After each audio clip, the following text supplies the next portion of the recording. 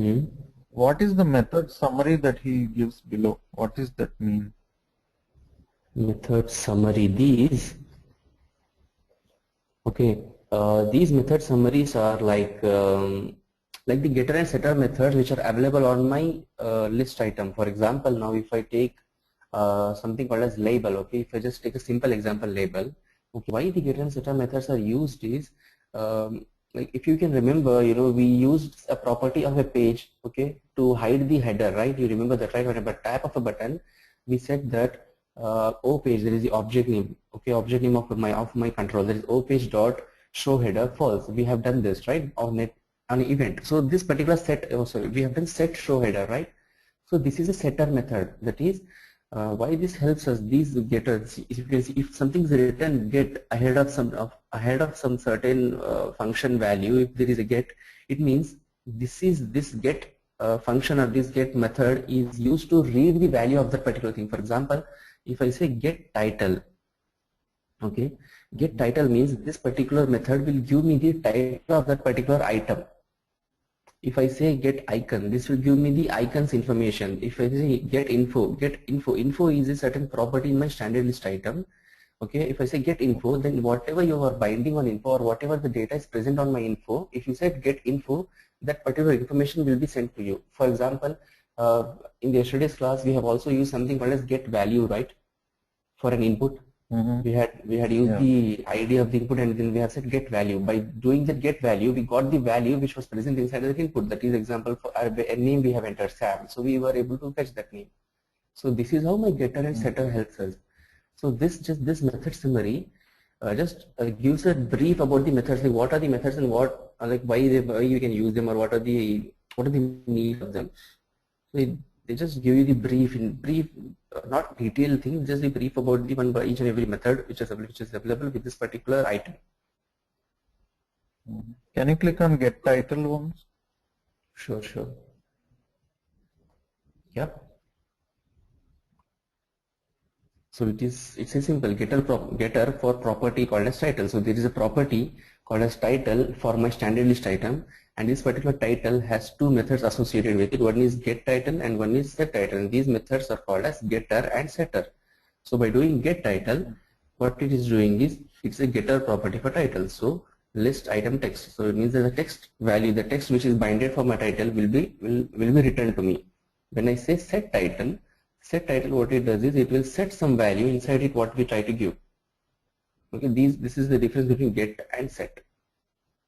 So since this returns a string value, we can directly create a variable and assign it to that. Is exactly. We can just say sap.ui.getCode.byId and give the ID of your label.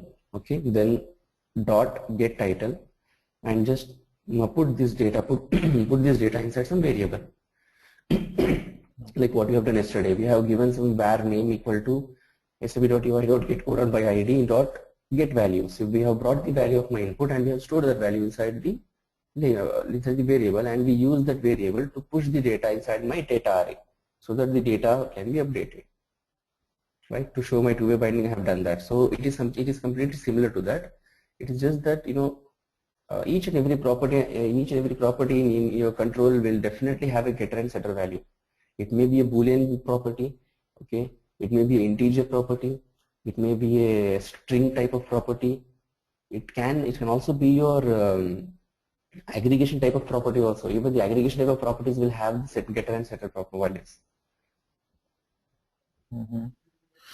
And when they say that we need to pass an object in the method, what does that mean? Object in the method, like yesterday we have passed the data. 1 second, just let me just share this thing so that Even if you go back, I think there is some object. Yeah, but let's go to our code and then we can understand it better. Better, right? So what you meant by object here was this, right? So we are sending something here. So here what does it says is when certain method is asking for something to be sent inside that, okay, it means that this particular method, when you're trying to create something, for example, this SAP UI model or JSON model, okay, you you can send this particular thing directly with this statement, or else there is one more statement in which you can set this thing. Okay, the other statement will be to, like as I always say, there are, you know, just a second. There are always two methods in which one particular thing can be done in SAP UI5 when you are using JavaScript especially. But when you are using XML and HTML, there is no other way around. You have to use the standard way. But in JavaScript, there are two ways in which you can always do this. So add dot, there is something called as set data. Okay.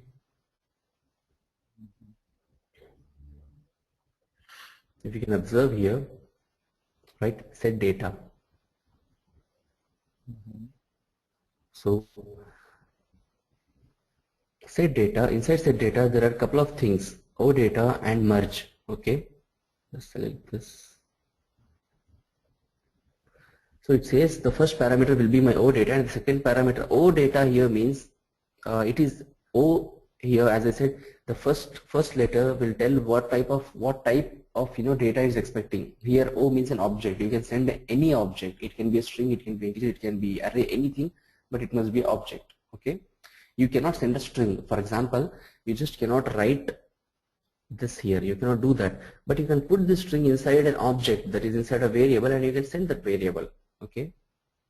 Then the other parameter says B merge. It means that Boolean merge. So B means Boolean. So there in the second parameter, second part, okay, you cannot just send object, or you cannot just send a variable or string. You cannot do that. It says that it's B. It means that it's a Boolean value. It is expecting a Boolean value, and you must send a Boolean value. So it can be Boolean, can be a true or a false. You can send any between those. So what does the merge will do is the other thing. Okay, that's the secondary part, because that depends on on your SAP UI5 SDK. We have to go there. You have to search. Okay, what does this means? What does that means? But this is how you try to read the things. Okay.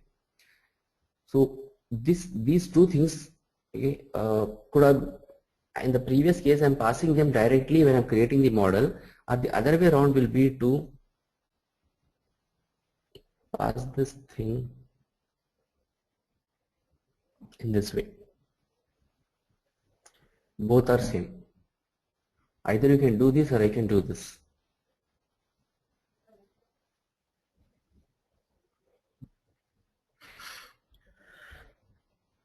Okay, and so whenever we are reading anything from the global, from another view or another page, then we use the SAP UI get core methods, Exactly. right? Exactly. Like for example, if just imagine, just see that if I want to set this particular property, okay, I am using here object name labeled, okay, label dot. I have done this bind property, right? I have used the object name because I'm still inside my same view. Okay, this object is inside this particular method, so I can use this name, correct? Right, because this is still available, the scope is still available inside, and because I'm inside the same method, so I can use this object name, correct? But So if in case it is part of another view, then we need to use SAP get core by ID and give this label ID there, and then we can do the same thing. Exactly. For example, if we say that on a tap of certain thing, okay, on a tap of my button or something, I want this property to be set only on certain event, then all you have to do is you have to put this particular line of code inside that particular event. For example, we'll try to do that. That will be a better idea, right? But yeah, instead we'll just do this.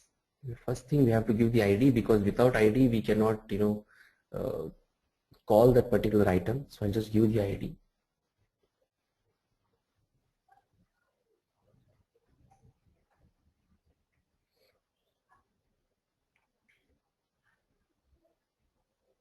Okay. So we'll just try to change some property of this. So label has a property called as text, right? So we'll try to change the value of the text. Okay, so I have a function called back, so I'll just amend the other things and try to do that.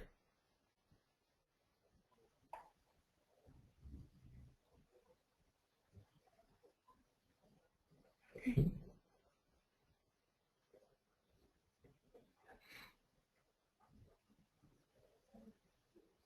So since now I'm in controller, I cannot use the the object name. It will say undefined because the scope is ending here. So you cannot use the object name here, name in your controller, right?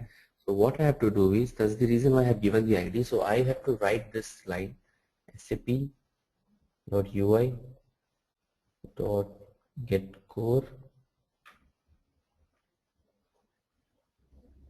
by ID. Okay. Then I have to give the ID of that particular object, because this is the one which is unique.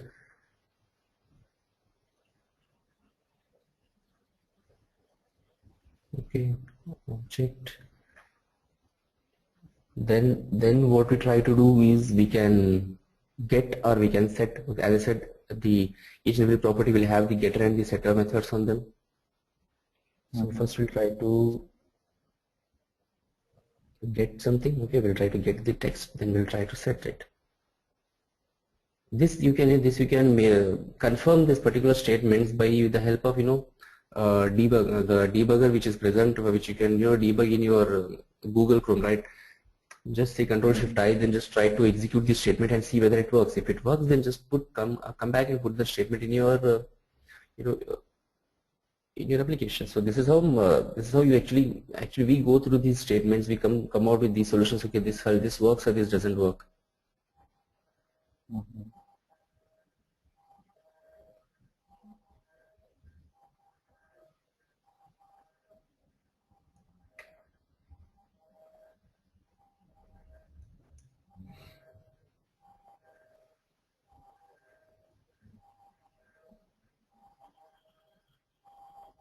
Okay.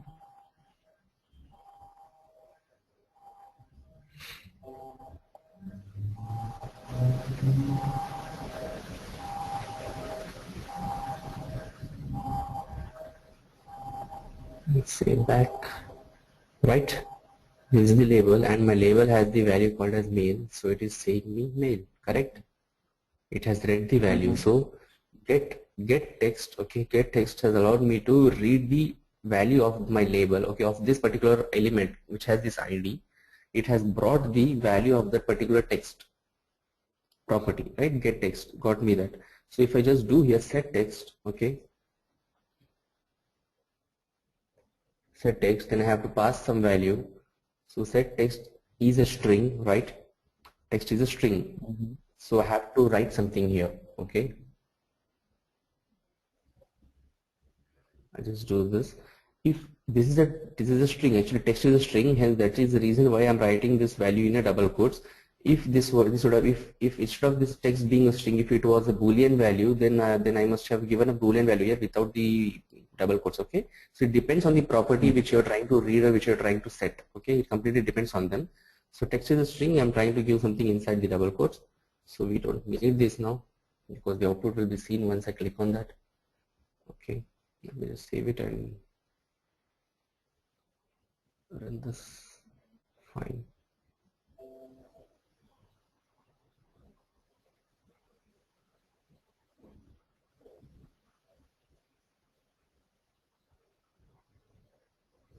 Right, it got changed. So this is how the getter and setter methods help us while to change the data at the runtime. So this was the runtime, right? Or the tap of something, I wanted to do something. So this is how we make use of this particular statement. That's why this is the most important statement which we use generally. With the help of the statement, you can modify any controller, any element in your application, any property of that controller element, with the help of just the ID. Okay. Okay, then in that event bus publish channel event data, we discussed that the data is an object, right? Right. Correct. So how do we know what needs to be passed as part of the object? Is there any particular structure we can look at somewhere, or? Object in JavaScript, okay, in JavaScript object can be anything. It can be a boolean value, it can be an array, it can be a string, it can be integer. There is no restriction, because object means that if you just go through the W3 schools, okay, you have the clear explanation what object is, what object expects actually. Object can be anything. It can have your methods, right? We have done previously, initially actually, once we started the SPFA classes. So we had a small HTML5 example, right? Which we had done. We had created two objects. One was constructor and the other was the object, correct? Yeah. With the name and the father's and the mother's name, right? We have done that, right? So in that object, we had given certain properties for name, age, gender. Then we had a couple of methods called as full name. So an object can be anything. It can hold your methods, it can hold your data, it can hold your integer values, strings, arrays, it can be anything. There's no restriction in the object. But whatever we pass has to make sense to the method that we are calling, right? To the method we are calling. Like here we are calling eventBus.publish. Correct. So in the data, if I just send a string or I'll send a big array of 10 by 10. Mm-hmm. So the publish method, it doesn't care what I'm sending. No, just to try to use the data. Publish method doesn't care what you are trying to send. What it does is it just activates this channel and activates this event, and it will send this data. That's all. Whatever present is, whatever it may be inside the data, it doesn't care. It will just pass this data. That's all. It just passes this data, and the subscriber detects this data. Subscriber will detect this, and it will do. Once the subscriber detects this, then it will do what has to be done. For example, if once the channel and that event occurs, so we have said that call this function. So it will call this particular nap2 function here now, and whatever instructions are inside this, it will execute them. That's all. So it doesn't, it doesn't have anything to do with the data inside the object. It can be anything. There's no restriction for that. But generally, why we use this is so that if we can use this to make the to make the code reusable. See, if you remember, or if you can see, all my publish events are just copy and paste, and I have only one subscribe event, right? So to make the code reusable, we generally send the ID so that this becomes some dynamic value, right? This can be changed dynamically. That's the reason why I can just copy and paste the code, and it works fine just by changing the ID here. And I need not have to create n number of functions and n number of subscribe events. So that's the reason why we try to make use of such things. So in my data, I always we try to send the ID in some variable, and the data which we need to transfer from one page to the other page in some other variable. And this is how we access and do the other process. Okay. So you had one more doubt? Yeah. This. Can we go through the flow for the event bus again, the whole thing, the subscriber and the... Sure. See, the first thing what you do is, once you start your application, once you get your application, when you know that you want to make use of var event bus, okay, then first thing what you have to do is come to your root element. What is my root element? My root element is my root element of my root view is the one which holds the app sap.m.app control, right? So my app view and my app controller are my root elements, correct? So this will be the first page which will be loaded, because if you come to your index page, in index we are saying that this is my first page which will be loaded, right? So we want our event bus, we want our the subscribe event to start and keep monitoring the event, the channel, as soon as the application gets started, right? It doesn't make sense if you put this particular event bus in some other view, then it will not be called and until and unless the particular view is rendered or something like that. So it's the best place to put this particular couple of instruction is the on unit of my first page which will be loaded. So the first page is loaded is my app controller, app view. So I have put this couple of instructions in my on unit. So once the application gets started, this page will be created first. Okay, later on the other pages will be created. So once this page gets created, so I have created this creates an event bus, and this event bus starts monitoring. Okay, starts monitoring from the word go on for this channel, for this event. So it will be just monitoring, keep on monitoring once it occurs. So it will keep on monitoring now. Okay, this is the part from my controller. Then once the publish event occurs, once the publish on the same channel on the same event, okay, if once this occurs during that particular time, once this occurs, this can be from any view, this can be from any event, it can happen from anywhere. Okay, once this occurs, it sends a signal. Okay, then the subscriber detects it, because my subscriber is always monitoring, right? It is 24/7 monitoring certain channel and certain event to occur. As soon as that occurs, as soon as we do publish from anywhere in the application, this detects it.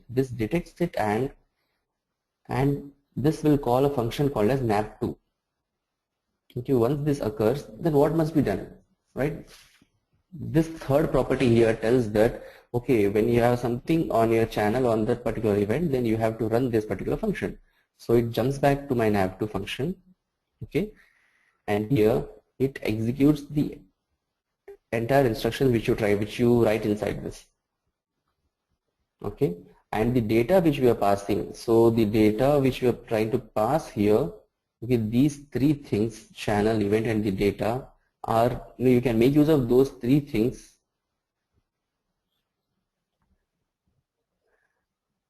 in this particular function, my channel, my event, and data. So this is where your data which you are passing from the publish event is caught. Okay, so if you come to the flow, first thing, create a subscriber event, okay, then write a function what you want to do in the subscriber, okay, once this occurs, then just make sure when you want to publish. Once you publish, then do the other things. Or if you have some data to be sent, if you have some ID to be sent, then you can send through the data, and just come back to your nav2 function. Okay, then it will just check, okay, this has executed. It will come to your function. Okay, since the event has occurred, then it will run the instructions present inside this function. This is how the flow works: from controller subscribe to the publish in any view, back to the controller, okay, and back to the function related to that particular subscribe. So this is how the event bus, structure or the process flow is. So basically here the channel and event that we gave in semicode, they are just strings. They don't have anything else. You can give anything there. It doesn't matter. Yes, you can give anything XYZ there. It doesn't matter. As long as they are same in both the subscribe and publish. Exactly, and they're case sensitive. So you have to make sure that, so that because it is monitoring the certain things, right? If you are monitoring certain frequency, okay, 1.1.1.0, and if you publish on some other frequency like 1.1.1.1, then it doesn't make sense, right? Because it is monitoring in one way and you're publishing in some other way. So how do we detect it? So both the publish and my subscribe must have the same channel, must have the same event, and they must be case sensitive. Okay, even a small capital T will not make it same. Okay. So here data.goTo page is goTo page, whatever page view ID we gave in that one. Right, because we have sending the data here, and my data, I have two properties. Right now in this property I have only one thing. So goTo page is holding my ID binding. So this particular data.goTo page, what is there? This entire thing will be replaced with that ID. Okay, and then it will navigate to that ID, because this particular instruction says me that my first property will always be my ID. The second property which I will be passing will be the transition effect, whether it is slide or whether it is fade. The third property will always be my data which you want to transfer. And you have to make sure that yeah, data.bind data, it is where do we have that bind data? We don't bind data we had used in this particular controller, right? While yesterday while creating the navigation, right? So this is how we have done, sending the data from one page to the other page. So this particular bind data is holding the data coming from this instruction. Okay. Okay. And that is being passed here. Okay. So we'll do one thing actually. Okay, at least we'll try to create the prerequisites for OData, because I just wanted to make it as to look good, to make it look as good as possible. Okay, so that while doing that, even if you have your doubts, you can ask me. What I'll try to do is, as I said yesterday, in OData models, we have three views. Okay, sorry, three methods to be created actually, in which we can create, which you can read, which can do the CRUD operations on your OData service. So first three, the three methods are, one is the OData model method, the other is the jQuery method, that is $Ajax, and the third one is the data.js method. All these three methods are entirely different. The OData model method is the one given by my SAP UI5. Okay, SAP UI5 has that method. The $Ajax method, okay, $Ajax is coming through the jQuery. Okay, we will be using the jQuery instruction there, $.ajax to make me to call to do the CRUD operations. And the third one, which is the data.js method. The data.js method is not available in the SAP UI5 libraries. We have to fetch, we have to import an external library, which is a free library actually. External JS file. It is simple. It is a small JS file which we include in our application. We try to use that. So we'll be seeing how to do them. So since we have three different methods, we'll try to create three different views for them.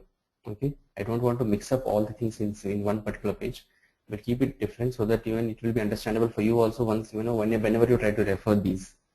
So what we'll try to do is first quickly,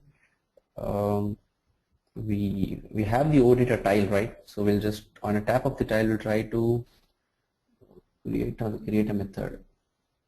OData tile. It was the second view, I think. Yeah. So here we have the OData, right? So I'll just try to call an event on this.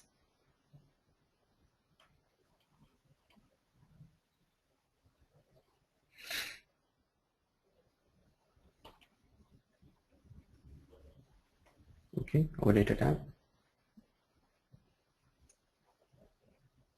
And then I need one more view to be created, because on the tap of my OData, I will navigate to one more view, and there I will create one more page which holds the standard tiles, because I have three methods, one for OData, one for jQuery, and one for the data.js. So we'll create a view with three tiles so that each tile will reflect one particular method, and it will take us to one particular page which is built with the help of those methods. Okay.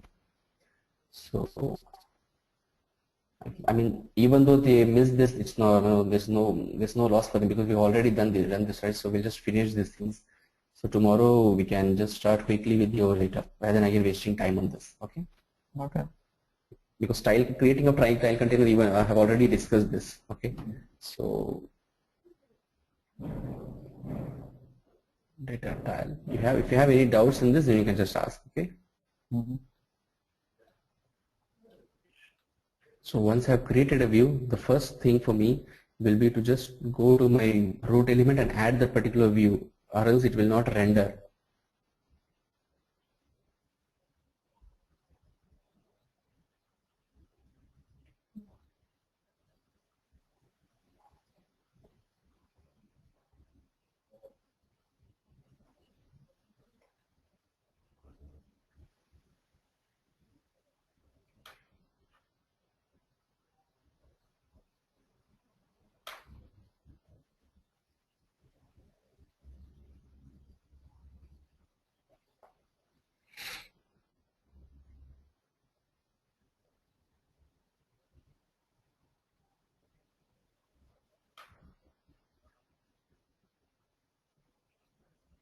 Okay. After this, we go back to our OData tile. So what we want to do here, let me just change this first.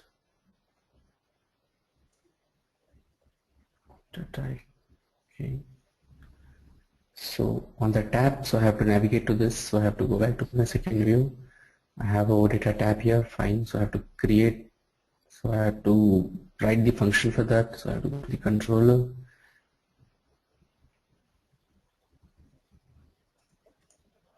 Then I can again just make use of my code, reusable code.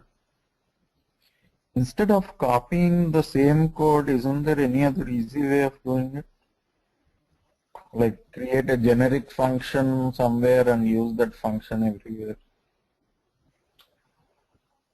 Because all Generic we are function. changing here is the ID by the name of the go-to page, right? Everything else is same. So is there any way we can create a function somewhere and call that function with that page, go to page ID? It can be done. Since this is the JavaScript, so you can definitely create an external JS file. Okay. So create an external JS file and you can try to write this particular thing inside the JS file. Okay, then from here you can make a call to that particular function in that JS file and pass the parameters. In turn, it will run the other things, right? So you can do that since JavaScript allows us to do that. We're not going so deep because these are the very basic things. Again, if I do all those such kind of things, then it will confuse you again. Because first of all, understanding the publish and subscribe events are the first part, which is tough because even this is very new.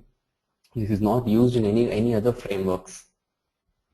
Right, so I'm trying to make it as simple as possible so that the basic concepts are clear. Once the concepts are clear, you can experiment anything in this. If the concepts itself are not clear, then trying to do extra stuff will again, it will hold you back.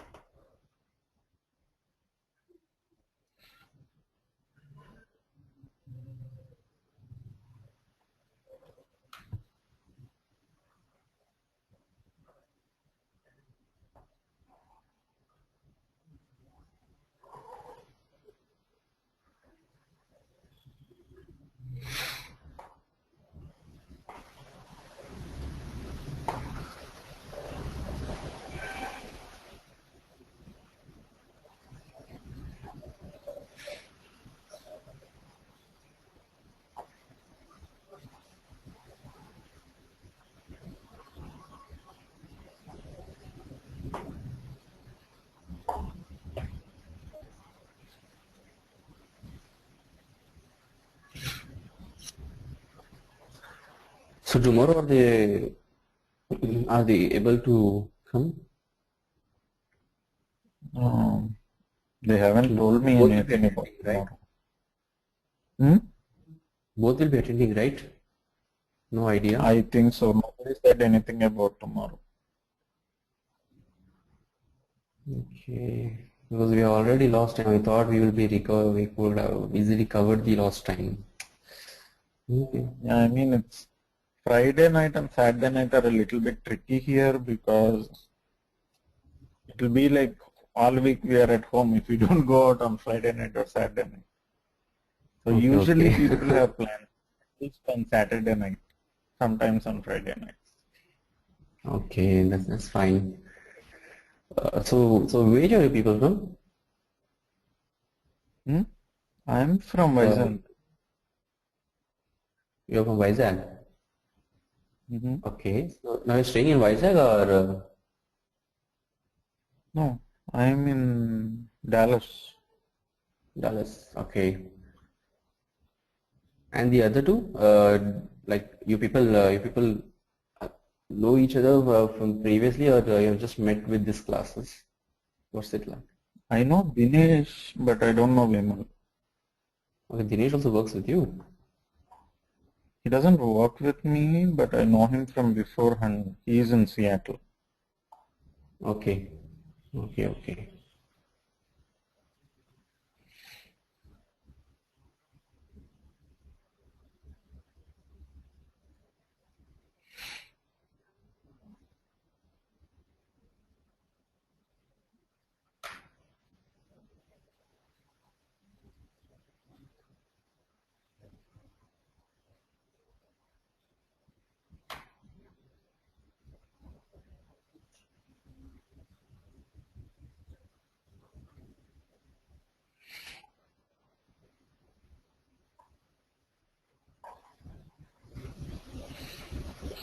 So how you finding SAP UI5? Is it fine? Bit tough or tricky or is it simple? It looks okay, but since I'm not so much used to JavaScript, I'm finding it a little bit tricky. But I was able to practice the tiles, navigation, and everything, whatever we discussed. Only binding I did not practice so far. Okay, that's good. Before That's that, I good. practiced this thing. And that's what I'm not able to read the code properly. I'm not able to analyze what I'm using and why I'm using it at that point. This happens, trust me, this happens because even when we started doing this, even we were stuck with the same things because even though you know JavaScript, even though you know HTML5, the problem is that SAP UI5, the way we write the code is actually it's entirely different. Again, JavaScript, even I have done this certain applications using the JavaScript also, but this is an entirely different way of writing the code, representing the things, the views and the controllers entirely separate. The AngularJS, the other things, they are completely different. Even though they are dependent on JavaScript and HTML5, they are entirely different. SAP UI5 itself is entirely different. Though you know one, though you, if you would have known the other framework also, even then you could have not been able to get this thing so easily.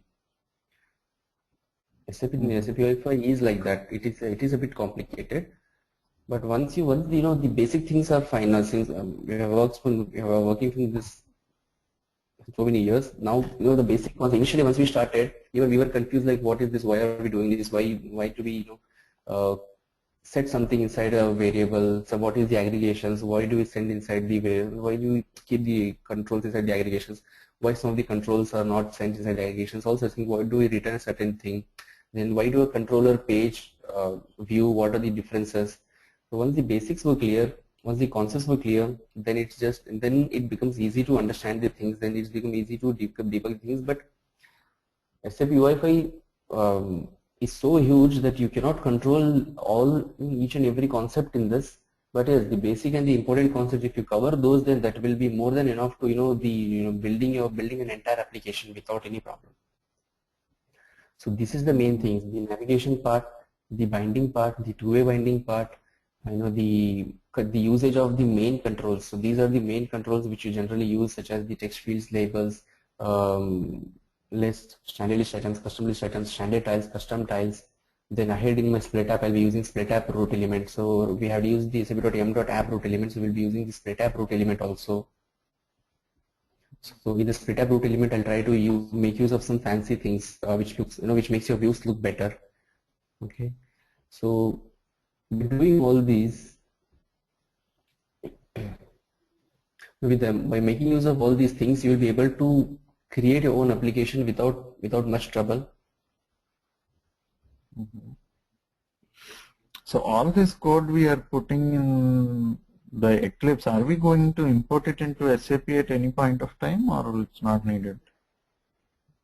It is needed actually. Now this Eclipse becomes here we are trying to code the things, the changes, everything we do. It's like a tool here. So we just write our code. We try to execute and check the output in our local servers. Okay.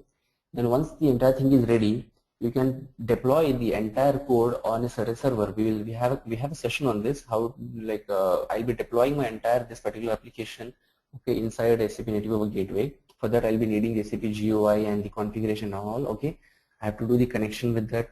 Once the connection gets established, then I have to share this. Project. Sharing means that it creates a copy of this on my server, and if you see what we do here is we run as saying web app preview, right? If you just click on index, there is something called as run as web app preview. This is just creating a sample local host, okay, and to show the preview of the application what we are trying to do, right? So once we put this particular application on the server, once we link this application with the server, okay, what happens is then along with that web app preview, we'll get one more option saying the server name where we deploy. So there will be two options. Once you can run your application through web app preview and check the output. The other option will be to run your application from the server.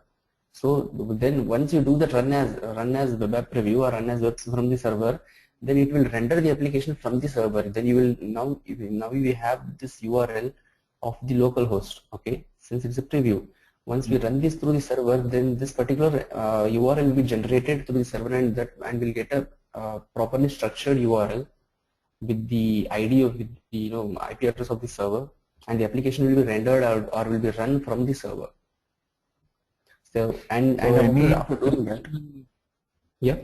Any traditional apps that SAP has provided, we can make the changes here and run them on the server and see how it will be on the actual Machines, device. yes, you can do that. That's what Fury is, right? Because uh, SAP people have this set of applications. They provide you, okay, you can make use of them. If you say that no, I want to do the branding part because it doesn't suit my company, doesn't suit the branding of my organization, then you have to pay them and take the source code from them, okay. Then they will provide you with some source code. Once you go into the Fury classes, then it will be clear. Most probably I may be busy for the Fury classes. I mean I have certain other batches also. I have certain other commitments. So Sam will be conducting the Fury classes most probably. So he will be taking you through the Fury, right? Yeah, what happens is that we pay them, they give us the source code. Then once we get the source code, we import the source code in Eclipse. Okay, we even there we use the Eclipse. Then in the Eclipse we have that we have to extending in the sense like branding. Okay, now you can say that okay, this button is not where I want it, so I just don't want this. I want this particular button to be hidden. So you can do that. You want to show some label, you want to change the icon of the application saying that okay, I want my organization icon to be shown there. This you can do that. So after doing all those things, you deploy the customized application, the extended version of your application on your server, and you can render that particular application. It can be done. So what am I saying is, Okay. Eclipse is the point of contact. Eclipse allows you to create the things, allows you to modify the things. Finally, after your modifications, you have to save the changes on your server and try to run the application from the server. So once we deploy this on the server, the project that we created, in SAP, do we have any transaction where we can look at the code for all these JS files? And I think it is SEIT. oh, in SEIT we can look at all the code and everything. Yeah. Yes. I think it is SEIT. I'm not sure. I have a document. I'll be sharing that with you people later. Yes, it must be SEIT. In SEIT, we have certain app. Once we deploy the application, we deploy it in a certain package, right? Such as a package called as BSP application. Inside that particular package, we give the XYZ details of the package of that server, etc., etc. And once we deploy, in the SEIT transaction, we'll have to select that particular package, and inside that particular package, there will be a folder structure. And when you drill down that folder structure, you will find our application there. Okay, and once you share the things, if you have committed certain changes, okay, for example, I have written this instruction now. Okay, when you do this, then you have to submit this. If even a small change or even a small enter must be submitted. Submitted, it means that when you're sharing this code with your server will have one copy. Now, if you do any changes in your code again, the server will not be updated, right? You have to tell the server to update itself. So for that, again, we have to say submit. Once you do this, then there is an option for submit. We have to submit. We have to click on that. Then once we do that, the changes, the views where we have done the changes will be submitted to the server, and the updated version of the application will be stored in the server. So you can go through that. You can check your application there also. It will have the entire files. Okay, it will have the entire data with it inside itself. So we'll have a session we can also check the. Yes, we can also check SAP standard applications, whatever he delivered, we can check the code for all of those. Yeah, you have to pay for that. They will not provide the source code. If you pay only, then they will be providing you the source code. So how do they hide the source code? They generally don't hide the source code. I mean, they just provide you the path for that application to be run, right? When you say that I want to extend, then they will certainly give a path so that from where you can download the source code. There are two different things. Oh. To run an application, there is a separate URL. To download, then if you say that you want to extend it, then they will charge you for that, and then they'll provide you the URL from where you can download the source code, make the changes, and then upload the source code again. That's how it's done. So now, right now we'll. Yep. Yeah, for the standard apps. We cannot see the code, the recipe. For the standard Okay, maybe apps, once we see the deploying, maybe I'll get a better idea of what I'm trying yeah, to do. we'll try to keep it SAP Wi-Fi right now. So once we go there, then it will be better. We'll be seeing that, that particular time. And this Okay. SAM, Yeah, Sam, what happened? so, I mean, see, we took the course because we liked your demo class. So how do I know Okay. if Sam is as good as you or not? You can trust me on that part. I can tell you that he is more experienced than me actually. Actually, he was supposed to take the demo and the classes for you people, but he was busy with the other batches. You can completely trust on him. Okay. He has worked a lot more than me on the Fiori, to be precise. I'm I'm entirely the front-end developer, so I concentrate much on the front-end SAP Wi-Fi part, or my jQuery mobile, or my JavaScript, HTML, or any other framework such as AngularJS and all. So I do the front-end kind of a customizations, and coming to the gateway customizations, fetching the Fiori and all, I know them, but Sam's the one who started it first in our organization. He was the one who cracked it, and he was the one who actually trained us on this. So I can assure you that he will be a much better trainer than me in Fiori. So that's the reason I actually convinced him to take the session. Because there's another batch coming from, there's another batch which I'm handling for the SAP itself, SAP Wi-Fi. So I'll try, okay? If you insist for me to do, I'll try my best so that I can try to take the Fiori also. But yeah, you can If trust you me. say that Sam is better for that, I would like to see how he does. If we don't like him, we will always tell the AcuteSoft people, and then maybe they'll put you back again. Sure, Yeah, you if can. you are saying he's Yeah. good and you trust him, yeah, why not? Yes, you can do that. There's no issue. But yeah, because I have learned from him, so definitely he will teach well. I can say that. You can have a test there, okay? You can have a couple of classes from him, then we'll see like how it shapes up, okay? Okay. So fine then. I have since your class was cancelled, so I have arranged some for the class. So I'm getting late for that batch. So tomorrow we'll start. We have okay. What I've done is I've just created a simple tile view. Have a couple of tiles here. Okay. So tomorrow we'll just create one by one. We'll follow one method after other. We'll first do the OData method, then the jQuery method, and finally the data.js method. Okay. So once these three are done, then our last step will be to create use the another rule element called as split app and create a SAP lookalike split app.